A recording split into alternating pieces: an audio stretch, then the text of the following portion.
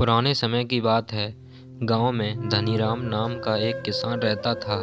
उसके पास 4 लड़के थे। धनीराम अपना घर चलाने के लिए अपने खेत में कृषि कार्य करता था, लेकिन धनीराम के चारों लड़के बहुत ज़्यादा आलसी थे। वह कभी भी खेतों में काम करने के लिए नहीं गए थे। वह सारा दिन अपना समय गांव में इधर उधर बैठकर बिताया करते। एक दिन धनीराम अपनी पत्नी से बोला कि आज मैं तो जिंदा हूँ तो सब कुछ सही चल रहा है, मेरे बाद कौन खेती करेगा। हमारे बच्चों ने तो आज तक खेतों में कदम तक भी नहीं रखा है। धनीराम पत्नी ने इस पर कहा, कोई बात नहीं, धीरे धीरे यह काम करने लगेंगे। इसी तरह से धीरे धीरे समय गुजरता जा रहा था। एक दिन धनीराम की अचानक से तबीयत खराब हो जाती है और वह बहुत ज़्यादा बीमार पड़ जाता है। इस दौरान धनीराम अपनी पत्नी से कहता है कि 4 लड़कों को मेरे पास बुलाओ, मेरे पास समय बहुत कम है। इतना सुनने के बाद धनीराम की पत्नी अपने 4 लड़कों को उसके पिता के पास बुलाकर लाती है।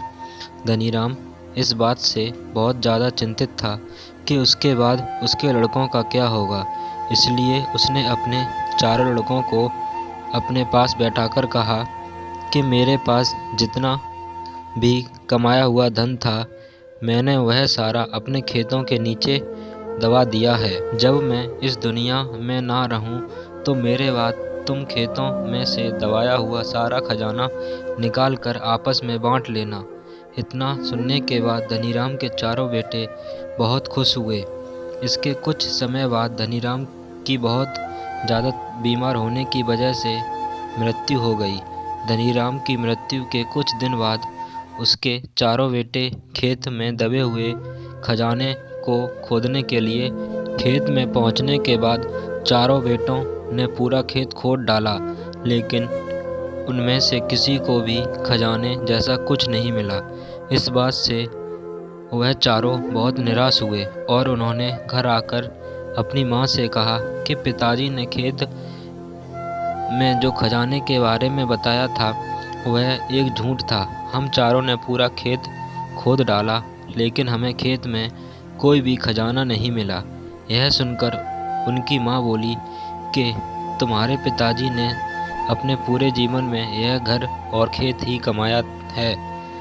अब जब तुमने इतनी मेहनत करके पूरा खेत खोद दिया है तो अब उसमें बीज भी डाल दो। इसके बाद चारों बेटों ने खेत में बीज बो दिए और माँ के कहे गए अनुसार खेत में समय पर पानी और खाद डालने लगे। समय बीतता गया और कुछ समय बाद खेत में फसल तैयार हो गई। फसल काटने के बाद चारों बेटों ने फसल को बाजार में बेचा और उससे जो भी पैसा मिला उससे उन्हें बहुत खुशी मिली।